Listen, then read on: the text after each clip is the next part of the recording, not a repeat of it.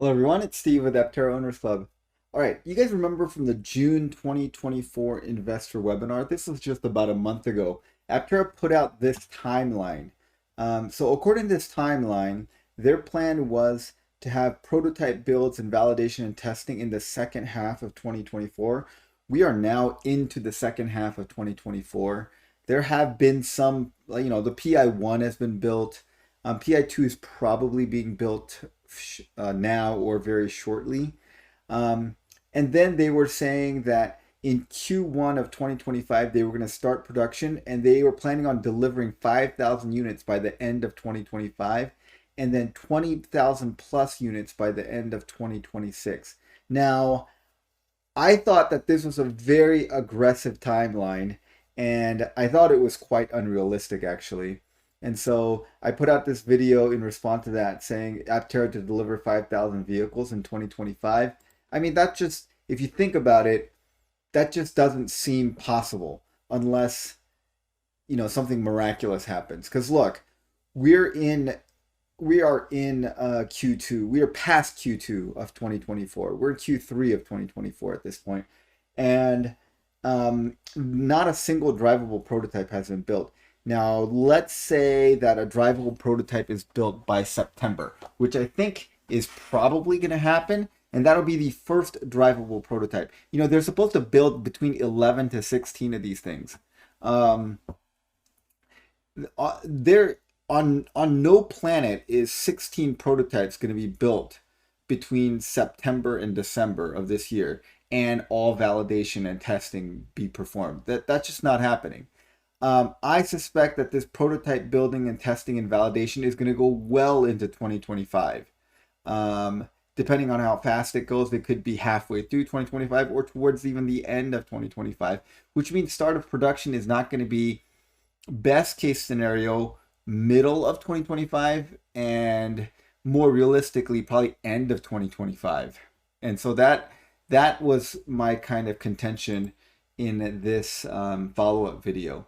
In the Aptera Motors investor presentation at the US Capital Group, on slide 13, they have a much more realistic timeline. I believe this timeline is still pretty optimistic, but at least this seems feasible. And what they're saying is, so there's not a pretty graph here, so it doesn't recapitulate this graph. But what you see here is by the end of 2025, they are hoping to sell 371 vehicles. That seems like a very, very specific number, 371. So I don't know where they get 371 from. They could say like 100 or 200 or 500, some nice round number, but 371 seems oddly specific. But anyways, that that basically says that they are going to start production in late 2025 and deliver a large handful of vehicles in 2025. I would frankly be impressed if they delivered one vehicle by 2025. I think that would be good, and at least hit production by 2025. 371 seems like they've kind of gotten the whole production line cooking and rolling, and they're producing lots of vehicles.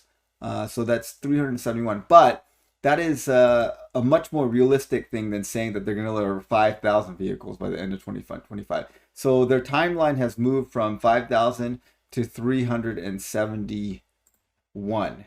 And then in this updated projection, they're selling 11,000 vehicles per year. So total would be 11,371 if you base it on their oddly specific number by the end of 2026. That is far different than over 20,000 units delivered. So in the new timeline, the 20,000 units delivered happens in 2027. So it looks like they've kind of pushed everything back in about a month. My guess is this was really, really aggressive, and they realized sometime in the last couple of weeks that, hey, this is just completely not realistic. It's not believable. You can't. It's just not possible to hit this kind of timeline. And they said, we need to make it so that it's something achievable that we can do. And this seems like a much more achievable, optimistic, still optimistic, I think, but achievable timeline. And I think that if everything goes perfectly, they could hit these timelines. But I think that nothing in this world happens perfectly, and that this is not likely to happen. I think more likely they're gonna have to push really hard, work really hard to get the thing started and sell a small handful, maybe 10, 20, 30 vehicles by the end of 2025. And I think that would be quite an achievement to do that. And then I'm not sure personally if the ramp up will be this fast, go up to like 11,000 in the first year. Maybe if things go smoothly and all production works just like they expected, that could happen. But I haven't, looking at other EV startups. I've like, even like with Rivian and Lucid, who are highly, highly capitalized, their ramp up was not this fast or this smooth. Because I think theory is one thing, but reality tends to smack theory right in the face, and things never go exactly as planned. So this ramp up, I don't think will be as quick, but at least it is way more believable than this timeline. Okay, so I put up this poll 6 days ago, and I said, when will the first drivable PI? And by drivable PI, I meant it has to drive, has to have a full battery pack and fully functional drivetrain and thermal management system. So the entire like mechanics of it have to work. I mean, the inside doesn't have to be done, and it doesn't have to be pretty, but it has to be like a fully functional vehicle with with a full battery pack and everything. When will that be available for people to ride or drive in? And a few very, very optimistic people thought August. And then it has kind of a bimodal distribution. There was a decent number that were thinking September, and then a majority they thought December. Now I think these people are pessimistic. They're used to a lot of timeline slippage, so they're thinking December. And I think a bunch of these people were thinking maybe it's even past December, like into 2025. But this was just like the longest, the farthest out option there was in the poll. I think Aptera is saying that they're gonna have a PI in September, and I believe that is the case. I believe it's gonna happen in September or October, somewhere in here. Maybe late September, maybe early October. I don't think if it takes them until December to have their first drivable PI, I think we are in serious trouble. That's a problem, and some problems. Many unexpected problems have come up if there's no drivable PI vehicle until December. So I believe it's going to be September, October, and of course we are planning to head down there. And then if that happens, then I think this becomes possible. You get a drivable PI in September, then you can build the rest of the PIs over the next 3-4 months, and then you can do testing for the next 3 or 4 months after that. That gets us into mid to around mid 2025. At that point, you can start tooling up and starting making production vehicles.